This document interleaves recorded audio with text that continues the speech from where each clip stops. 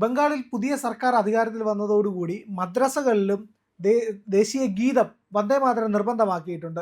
ഇനിയിപ്പോൾ മുല്ലമാരും മുക്രിമാരും ഒക്കെ വന്ദേമാതരം ചൊല്ലേണ്ടി വരുമല്ലോ. അല്ല, അതിന് പ്രധാനപ്പെട്ട കാരണം ഇപ്പോൾ കേന്ദ്ര സർക്കാരിൻ്റെ തന്നെ പുതിയ ഓർഡിനൻസ് പ്രകാരം എല്ലാ പൊതുപരിപാടികൾക്കും ദേശീയ ഗാനത്തോടൊപ്പം തന്നെ ദേശീയ ഗീതവും പാടണം. അത് ഒരു പുതിയ സംഭവമൊന്നുമല്ല. 1905 നടന്ന ബംഗാൾ വിഭജനത്തിൻ്റെ ഏറ്റവും വലിയ അക്കാലത്തുണ്ടായിരുന്ന സമര ആവേശ മുദ്രാവാക്യം അതായിരുന്നു, വന്ദേമാതരായിരുന്നു. ഈ വന്ദേമാതരം പാടിക്കൊണ്ടാണെന്ന് ആ കാലത്തുള്ള ആളുകൾ ബംഗാൾ ഒന്നാവണമെന്ന് ആവശ്യപ്പെട്ടുകൊണ്ട് നടന്നത്. ആ ഒരു വലിയ സമരം നടന്നിട്ടുണ്ട്. അത് എനിക്ക് തോന്നുന്നു ഇപ്പോൾ കോൺഗ്രസ് നേതാവായിരിക്കുന്ന ഷഫീർ ഇക്കല്ലേ, അദ്ദേഹത്തിൻ്റെ ഫേസ്ബുക്ക് പോസ്റ്റിൽ അദ്ദേഹം പറഞ്ഞിട്ടുണ്ട്, എല്ലാ ആളുകളും വന്ദേമാതരം പാടുന്നത് തെറ്റല്ല, ശരിയാണ്. എന്തുകൊണ്ട് വന്ദേമാതരം ഇവർക്ക് പാടിക്കൂടാ? ഇപ്പൊ കേരളത്തിന്റെ നിയമസഭയിൽ അന്ന് സ്പീക്കർ പങ്കെടുത്ത പരിപാടി ഉണ്ടായിരുന്നു, അല്ല മറ്റേ ഗവർണർ പങ്കെടുത്ത പരിപാടി ഉണ്ടായിരുന്നു, സത്യപ്രതിജ്ഞാ ചടങ്ങ്. അതിനകത്ത് വന്ദേമാതരം പാടിയ സമയത്ത് ഇവിടെ ആപ്പടെ ഹാലളകിയ ഒറ്റ ആൾക്ക് മാത്രമാണ്, മുഹമ്മദ് റിയാസിന് മാത്രം. മുഹമ്മദ് റിയാസിന് ഹാലളകാനുള്ള പ്രധാനപ്പെട്ട കാരണം എല്ലാ മത തീവ്രവാദികൾക്കും എല്ലാ കാലത്തും വന്ദേമാതരത്തിൻ്റെ ശബ്ദം കേൾക്കുന്ന സമയത്ത്, സ്വാതന്ത്ര്യ സമരത്തിൻ്റെ ശബ്ദം കേൾക്കുന്ന സമയത്ത്, ദേശീയ ഗീതത്തിൻ്റെ ശബ്ദം കേൾക്കുന്ന സമയത്ത്, ദേശീയ ഗാനത്തിൻ്റെ ശബ്ദം കേൾക്കുന്ന സമയത്ത് എല്ലാ തീവ്രവാദികൾക്കും ഈ തരത്തിൽ ഹാലളകാറുണ്ട്. അങ്ങനെ മുഹമ്മദ് റിയാസിന് ഇളകി നമ്മൾ വിചാരിച്ചാൽ മതി.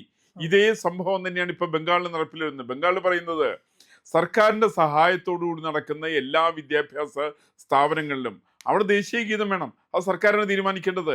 ഇത് കേരളത്തിൽ കൂട്ടല്ല ബംഗാള്. ഇപ്പോൾ കേരളത്തിൽ നമുക്കറിയാം, കേരളത്തിൽ ഒരുപാട് എയ്ഡഡ് വിദ്യാലയങ്ങളുണ്ട്. ഈ എയ്ഡഡ് വിദ്യാലയങ്ങളിൽ അധ്യാപകരാരാ? ഇവിടെ ചില പള്ളിയിലെ അച്ഛന്മാരും അമ്മമാരെയൊക്കെയാ. ഇവരൊക്കെ വിദ്യാഭ്യാസം എന്താ? ഇവരൊക്കെ എവിടെന്നാ ഡോക്ടറേറ്റ് നേടിയിരിക്കുന്നത്? ഇവർക്കൊക്കെ ഡോക്ടറേറ്റ് നേടിയിരിക്കുന്നത് റോമിലെ യൂണിവേഴ്സിറ്റിയിൽ നിന്നാണ്. വേണ്ടത്ര വിദ്യാഭ്യാസ യോഗ്യത ഇല്ലാത്ത ആളുകളാണ് കേരളത്തിലെ വിദ്യാലയങ്ങളിൽ പഠിപ്പിച്ചുകൊണ്ടിരിക്കുന്നത്. പല പള്ളിയിലച്ഛന്മാർ ഇത് പഠിപ്പിക്കാൻ യോഗ്യരല്ല. സമാനമായുള്ള രീതിയിലാണ് മദ്രസകളെ സംബന്ധിച്ച് അവിടെയുള്ളത്. ഈ മദ്രസകൾ അടങ്ങുന്ന സ്ഥാപനങ്ങൾ ഏകദേശം 600-ൽ പരം മദ്രസകൾക്ക് സർക്കാരാണ് ശമ്പളം കൊടുക്കുന്നത്. സർക്കാരിൻ്റെ എയ്ഡഡ് സ്ഥാപനമാണ് ശരിക്കുന്നത്. ഇവിടെയുള്ള എയ്ഡഡ് വിദ്യാലയങ്ങളെ പോലെ തന്നെയാണ് അവിടെ. ഇനിയിപ്പോൾ ലേറ്റസ്റ്റ് ശ്രമം ഞാൻ മനസ്സിലായത് 2011 കണക്കാണ് ഞാൻ പറഞ്ഞത്.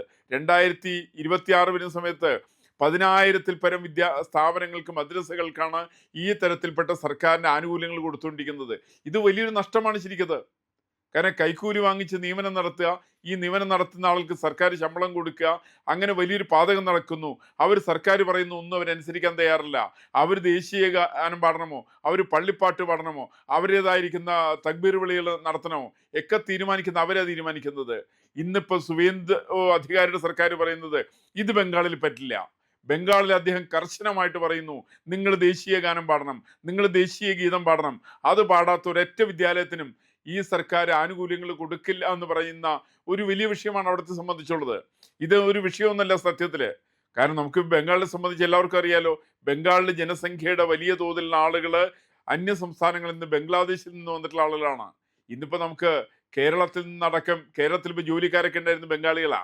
ഈ ബംഗാളികൾ കേരളത്തിൽ നിന്ന് തിരിച്ചുപോയി. പല സ്ഥാപനങ്ങൾ എറണാകുളത്ത് അടക്കം പല സ്ഥലങ്ങളിലും ഹോട്ടലുകൾ അടച്ചുപൂട്ടി. എന്താ കാരണം? ആദ്യം ചോദിച്ചപ്പോൾ പറഞ്ഞത് ഗ്യാസിന്റെ ക്ഷാമമാണ്. ഗ്യാസിന് എവിടെയാണ് ക്ഷാമമുള്ളത്? ഒരു ക്ഷാമവും ഇല്ല ഗ്യാസിന്. വില കൂടിയെന്നുള്ളത് ശരിയാണ്. വില കൂടിയിട്ടുള്ളതിൻ്റെ പേരിൽ ഇവിടുത്തെ ഒരൊറ്റ ഹോട്ടലുകൾ പോലും അടച്ചുപൂട്ടിയിട്ടില്ല. മറിച്ച് ഹോട്ടലുകളിൽ ജീവനക്കാരില്ലാണ്ടായി. ആ ജീവനക്കാരില്ലാതിരിക്കാൻ കാരണം ബംഗാളികളെല്ലാവരും അവർ സ്വന്തം സംസ്ഥാനത്തിലേക്ക് മടങ്ങിപ്പോയി. കൃത്യമായിട്ട് നമ്പറുകളില്ലെങ്കിലും 5 ലക്ഷത്തിൽ പരം വരുന്ന ബംഗാളികളാണ് കേരളത്തിലുള്ളതെന്നാണ് കണക്കുകൾ പറയുന്നത്. ഈ പറയുന്ന ആളുകൾ ബംഗാളിലേക്ക് അതിൽ ബഹുഭൂരിപക്ഷ ആളുകൾ മടങ്ങിപ്പോയ സമയത്ത് കേരളത്തിൽ ഹോട്ടലുകളിൽ നിൽക്കാൻ ജീവനക്കാരില്ല, ജോലിക്കാരില്ല, ബംഗാളികളെ കിട്ടാനില്ല, മറ്റു സ്വകാര്യ സ്ഥാപനങ്ങളിലെ ആളുകളില്ല. എല്ലാ സ്ഥലത്തും ബംഗാളികളായിരിക്കുന്ന ആളുകൾ തിരിച്ചു പോയിട്ട് അവർ സ്വന്തം നാടിന്, അവരുടെ നാടിപ്പോൾ അവർക്ക് വളരെ സുരക്ഷിതമാണ്. ആ നാട്ടിൽ അവർക്ക് ജീവിക്കാൻ സാധിക്കും. മറ്റേത് അവർക്ക് ജീവിക്കാൻ സാധ്യമല്ല. അവിടെ ബംഗ്ലാദേശികളായിട്ടുള്ള ആളുകൾ വരും. അവർ നിയമം കൈയടക്കുകയാണ്. അവരാണ് തീരുമാനിക്കുന്നത്. ഞാൻ മനസ്സിലാക്കുന്ന ഒരു പുഴയുടെയൊക്കെ അതിർത്തിയുള്ളൂ. ബാക്കി ചില സ്ഥലങ്ങളിൽ നിന്നും ഫെൻസിങ് കെട്ടാൻ പോലും അവിടെ മമതാ ബാനർജിയുടെ സർക്കാർ അനുവദിച്ചിട്ടില്ല. അങ്ങനെയുള്ള സ്ഥലത്തൊക്കെ ഫെൻസിങ് കെട്ടിക്കൊണ്ട് ബംഗ്ലാദേശികളെ അവിടെ ബംഗാളിലേക്ക് വരുന്ന കാര്യത്തിൽ സുവേന്ദു അധികാരിയുടെ സർക്കാർ നിയന്ത്രണങ്ങൾ ഏർപ്പെടുത്തിയ സമയത്ത്, അനധികൃതമായിരിക്കുന്ന SIRൽ പേരില്ലാത്ത ബംഗ്ലാദേശികളെ മടക്കി അയച്ച സമയത്ത് സ്വാഭാവികമായിരിക്കുന്ന ഇവരുടെ വലിയ പിന്തുണ നഷ്ടപ്പെട്ടു. അപ്പോഴാണ് ഈ പറയുന്ന മറ്റേ മദ്രസകളിൽ വന്ദേമാതരം, എന്താ വന്ദേമാതരം പാടിയ തകരാറെന്താ? അത് ദേശീയ ഗീതമാണ്. അത് ഇനി എതിർത്തൊരാളുണ്ടായിരുന്നു പഴയ കാലത്ത്, ഷൗക്കത്ത് അലി സഹോദരന്മാര്.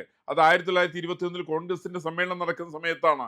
ആ സമ്മേളനത്തിൽ ദേശീയ ഗാനം കേട്ട സമയത്ത് ഇറങ്ങി പുറത്തേക്ക് പോയിട്ടുള്ള ആളാണ് 1923 കോൺഗ്രസിന്റെ അധ്യക്ഷനായിരുന്നില്ല ശ്രീമാൻ ഷൗക്കത്ത് അലി. അയാളുടെ പാരമ്പര്യം എന്താണെന്നറിയാമോ? 1929 കോൺഗ്രസ് നിന്ന് അയാൾ രാജിവെച്ചു. 1930 മുസ്ലിം ലീഗിന്റെ അധ്യക്ഷനായി. അതായത് സാക്ഷാൽ മുഹമ്മദ് അലി ജിന്ന ഇന്ത്യ പാകിസ്ഥാൻ രൂപീകരണത്തിന് താല്പര്യമെടുത്ത സമയത്ത് ആ ജിന്നയുടെ കൂടെ നിന്നിട്ടുള്ള ആളുടെ പേരാണ് ഷൗക്കത്ത് അലി. കേരളത്തിലെ ഖിലാഫത്ത് പ്രസ്ഥാനത്തിന്റെ ആസൂത്രകനായിരിക്കുന്ന ഷൗക്കത്ത് അലി. ഈ ഷൗക്കത്ത് അലിയാണ് ആദ്യമായിട്ട് വന്ദേ മാതരത്തെ എതിർത്ത ആളുകൾ. ശരിക്കതാണ്. ഇന്നിപ്പോ ഇവിടെ ചില ആളുകൾ എതിർക്കുന്നു. ഇപ്പൊ നമുക്കറിയാവുന്ന, ഞാൻ കേട്ടത് ബംഗാൾ വലിയ വിഷയമൊന്നുമല്ല. ബംഗാളിൽ മുസ്ലിങ്ങൾ സഹിക്കാൻ തയ്യാറാണ്. അവരിതിനോട് ചേർന്നുകൊണ്ട് പ്രവർത്തിക്കാൻ തയ്യാറാണ്. അല്ലെങ്കിൽ അവർക്കോട് ജീവിക്കണം എന്നുണ്ടെങ്കിൽ ഈ ബംഗ്ലാദേശികൾ പുറത്തു പോവുകയാണെങ്കിൽ സാധാരണ ബംഗാളികൾക്ക് അവിടെ ജീവിക്കാൻ എളുപ്പമാണ്. സുവേന്ദു അധികാരി തീരുമാനിച്ചിരിക്കുന്നത് ഈ ബംഗ്ലാദേശികളെ പുറത്താക്കലാണ്. സാധാരണ മുസ്ലിങ്ങളായിരിക്കുന്ന അല്ലെങ്കിൽ ബംഗാളികളായിരിക്കുന്ന ആളുകൾക്ക് അവിടെ താമസിക്കാൻ സാധിക്കണം. അവരുടെ താമസത്തിന് തടസ്സപ്പെടുത്തുന്നത് ബംഗ്ലാദേശികളാണ്. പിന്നെ കേരളത്തിലും അവിടെ ഇന്ത്യയിലൊക്കെ ഭാരതത്തിന്റെ പല ഭാഗത്തുമുള്ള കോൺഗ്രസ്സുകാരും ഒക്കെ തന്നെ ഈ വന്ദേ മാതരത്തെ എതിർക്കുന്നുണ്ട്. എതിർക്കുന്ന ആളുകൾ ഇപ്പൊ കേരളത്തിൽ തന്നെ പറഞ്ഞല്ലോ, നിയമസഭയുടെ സത്യപ്രതിജ്ഞാ വേളയിൽ വന്ദേ മാതരം കേട്ട സമയത്ത് വലിയ ഹാലിളകിയിട്ടുള്ള മുഹമ്മദ് റിയാസ് ഉണ്ട്. പക്ഷേ പല കോൺഗ്രസ്സുകാർക്കും കേരളത്തിൽ ഹാലിളകിയില്ല. അതിന് കാരണം എന്താണെന്ന് വെച്ചിട്ടുണ്ടെങ്കിൽ ഈ വന്ദേ മാതരത്തിന്റെ മഹത്വം, അത് ദേശീയ സ്വാതന്ത്ര്യ സമരത്തിൽ വഹിച്ചിരിക്കുന്ന പങ്ക്, അതിനെ സംബന്ധിച്ച് ഇന്നത്തെ കോൺഗ്രസ്സുകാരന് വലിയ നിശ്ചയമൊക്കെ ഇല്ലെങ്കിൽ പോലും അങ്ങനെ ഒരു കേട്ടറിവുണ്ടെന്നാണ് ഞാൻ മനസ്സിലാക്കുന്നത്. ആ കേട്ടറിഞ്ഞതിന്റെ അടിസ്ഥാനത്തിലാണ് വന്ദേ മാതരം എല്ലാ സ്ഥലത്തും ആലപിക്കുന്നത് അനിവാര്യമാണ്, ഈ ആലപിക്കുന്നത് തെറ്റില്ല എന്നുള്ളത് കേരളത്തിന്റെ മുഖ്യമന്ത്രിക്ക് മനസ്സിലായിട്ടുണ്ട്, കേരളത്തിന്റെ ഹോം മിനിസ്റ്റർക്ക് മനസ്സിലായിട്ടുണ്ട്, ഇവിടെയുള്ള മറ്റുള്ള കോൺഗ്രസിന്റെ നേതാക്കന്മാർക്ക് ആയിട്ടുണ്ട്. അതുകൊണ്ടാണ് നിയമസഭയുടെ ആദ്യ സത്യപ്രതിജ്ഞാ വേളയിൽ ഗവർണറുള്ള ചടങ്ങിന് വെച്ചുകൊണ്ട് ഈ പറയുന്ന വന്ദേ മാതരത്തിന്റെ ആലാപനം അവിടെ നടക്കാനുള്ള കാരണം കേരളത്തിലെ ആൾക്ക് മനസ്സിലായിട്ടുണ്ട്. ഇത് ബംഗാളിലെ ചിലർക്ക് മനസ്സിലാവാത്തത് കൊണ്ടല്ല, ബംഗാളിലല്ല ഇതിനെതിരായിട്ട് പ്രശ്നമുള്ളത്, നമ്മുടെ ചില മാധ്യമങ്ങൾക്കാണ് പ്രശ്നം. എല്ലാ മാധ്യമങ്ങളും വെണ്ടയ്ക്ക നിരത്തി ഇതിനെക്കുറിച്ച് വന്ദേ മാതരത്തിനെതിരായിട്ട് വലിയ ആക്ഷേപം നടത്തുന്നുണ്ടെങ്കിൽ ഈ ആക്ഷേപങ്ങളൊന്നും ഭാരതത്തിൽ വിലപ്പോവില്ല. വളരെ ശക്തമായ രീതിയിൽ ഭാരതത്തിലെ കക്ഷി നോക്കാതെ കണ്ട് ഭാരതത്തിലെ ജനങ്ങൾ ഇത് അവർ നെഞ്ചോട് ചേർത്ത് പിടിക്കുന്നു എന്നുള്ള വസ്തുത ഇവിടുത്തെ ചില മാധ്യമങ്ങൾക്ക് അറിഞ്ഞുകൂടാ എന്നുള്ളതാണ് പ്രശ്നം. ഏതാണെങ്കിലും ബംഗാളിലെ മദ്രസകളിൽ ഇനി മുതൽ വന്ദേ മാതരം പാടും എന്നുള്ള കാര്യത്തിൽ സംശയമൊന്നുമില്ല. വന്ദേ മാതരം പാടാത്തവരാരും തന്നെ സർക്കാരിൻ്റെ ആനുകൂല്യങ്ങൾ, സർക്കാരിൻ്റെ എയ്ഡ് അവർക്ക് ലഭിക്കുന്നില്ല എന്നുള്ള വസ്തുതയാണ്. അതെവിടെയാണെങ്കിലും എയ്ഡ്, സർക്കാരിൻ്റെ ആനുകൂല്യങ്ങൾ പറ്റുന്ന ആളുകൾ അവർ കേവലം സ്വയം ആളുകളെ തീരുമാനിക്കുന്ന, സർക്കാർ തീരുമാനിക്കുന്ന പരിപാടിക്കെതിരായിട്ട് അവർ വലിയ പ്രചരണം നടത്തിയിട്ടുണ്ടെങ്കിൽ അത് നടപടി ഉണ്ടാവും. ഈ നടപടി ഇല്ലാതിരിക്കാൻ സാധ്യമല്ല. അല്ല, കേരളത്തിലെ കമ്മ്യൂണിസ്റ്റുകാർക്ക് വലിയ അസ്വസ്ഥതയാണ് വന്ദേ മാതരം കേൾക്കുമ്പോൾ. പക്ഷേ ബംഗാളിലെ കമ്മ്യൂണിസ്റ്റുകാർക്ക് അത്ര പ്രശ്നമുണ്ടെന്ന് തോന്നുന്നില്ല. ബംഗാളിലെ കമ്മ്യൂണിസ്റ്റുകാർക്കും കോൺഗ്രസ്സുകാർക്കും ഒന്നും പ്രശ്നമല്ലെന്നേ. കാരണം തിക്തഫലം അനുഭവിച്ചു. അതെ, അവരിതിന്റെ തിക്തഫലം അനുഭവിച്ചവരാണ്.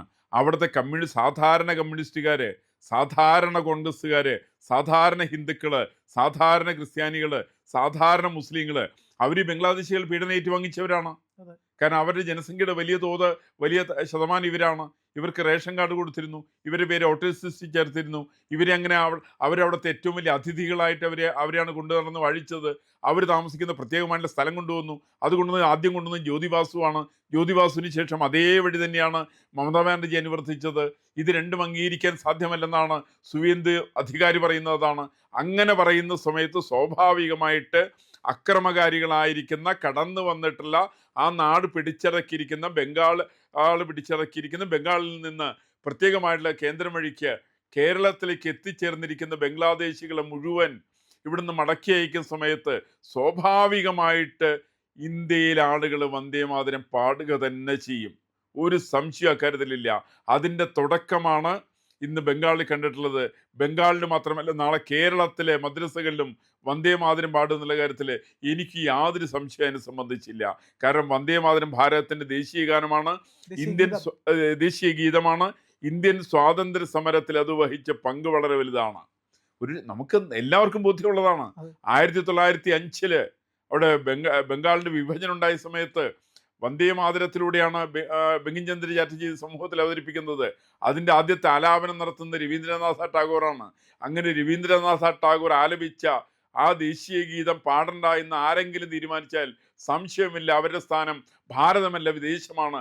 അവർക്ക് വേണമെങ്കിൽ പാകിസ്ഥാനിലേക്ക് പോകാം, അവർക്ക് വേണമെങ്കിൽ ബംഗ്ലാദേശിലേക്ക് പോകാം, ലോകത്തിലെ ഏതെങ്കിലും രാജ്യത്തിലേക്ക് അവർക്ക് പോകാം. പക്ഷേ ഭാരതത്തിൽ ജീവിക്കണമെങ്കിൽ സർക്കാരിൻ്റെ ആനുകൂല്യങ്ങൾ കൈപ്പറ്റുന്ന ആളുകളാണെങ്കിൽ അവർ വന്ദേ മാതരം പാടണമെന്നാണ് സുവേന്ദു അധികാരി പറയുന്നത്. ആ സുവേന്ദു അധികാരിയുടെ കൂടിയാണ് ഭാരതത്തിലെ ജനങ്ങൾ എന്നുള്ളത് അദ്ദേഹത്തിൻ്റെ ചുരുങ്ങിയ ദിവസങ്ങളിലെ നടപടിയിൽ കൂടി നമുക്ക് ബോധ്യമാകാൻ സാധിക്കും. നിങ്ങളാണ് ഞങ്ങളുടെ കരുത്ത്. നമ്മുടെ ചാനൽ ഇതുവരെ കണ്ടിട്ടും സബ്സ്ക്രൈബ് ചെയ്യാൻ മറന്നുപോയിട്ടുള്ള പ്രിയപ്പെട്ടവർ ഉറപ്പായും അത് ചെയ്യണം എന്നൊരു അഭ്യർത്ഥന കൂടിയുണ്ട്.